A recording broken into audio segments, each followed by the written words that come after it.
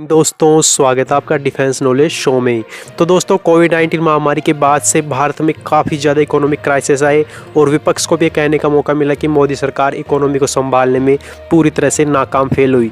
और इतना नहीं बल्कि विदेशों से भी कई सारी रिपोर्टें आई और उन रिपोर्टों में ये भी दावा किया गया कि भारत अब तक जो भारत ने विकास किया था वो हो चुका। अब भारत 8% 7% जो विकास दर भारत की रहा करती थी उसे भविष्य में कभी भी हासिल नहीं कर पाएगा। और यहाँ तक उनका ये मानना था कि भारत अब कभी भी सुपर पावर नहीं बन पाएगा, क्योंकि भारत की इकोनॉमी उस वक्त -23% से भी ज़्यादा तक गिरावट दर्ज कर ली गई थी। लेकिन इन सब के बावजूद भारत ने इन सब दता बताते हुए तीसरी तिमाही थी उसमें जब भारत का जारी किया गया भारत की विकास दर वो -7% तक आ गई थी, जो कि किसी के लिए भी हैरान कर देने वाली थी, क्योंकि -23% से सीधा -7% पर आना भारत के लिए नहीं बल्कि पूरी दुनिया के लिए एक अचंभे की बात थी, जो कि आशा से भी अधिक उम्मीद तेजी से भारत की इकोनॉमी फिर से पटरी पर लौट रही है। और इसके बाद से दुनिया के कई इकोनॉमिक की जो संस्थाएं उन्होंने फिर से एक नई रिपोर्ट बनाई और रिपोर्ट में दावा किया गया है कि भारत की इकोनॉमी 2021 में डबल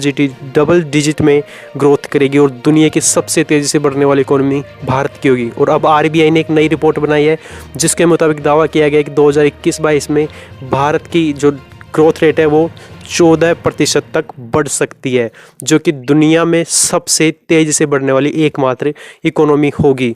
जो कि आज के भारत की युवा पीढ़ी की जो आज का जो भारत है वो युवा देश है, और अपनी जो युवा पीढ़ी को अगर भारत ठीक से काम मिले और अगर देश को और भी अधिक तरह की कई सारी सुविधाएं दी जाए तो आज भारत 14% की भी इकोनॉमी को हासिल कर सकता है।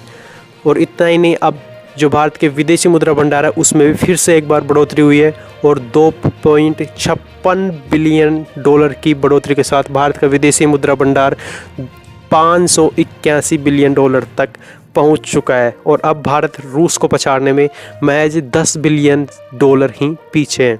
जैसे भारत ये आंकड़ा भी हासिल कर लेगा उसके बाद रूस भी भारत से पीछे रह जाएगा। इस वीडियो पर आप क्या सोचते हैं कमेंट करके जो बताएगा। साथ ही वीडियो को लाइक कीजिएगा। मिलते हैं नेक्स्ट वीडियो में, तब तक के लिए जय हिंद, वंदे मातरम।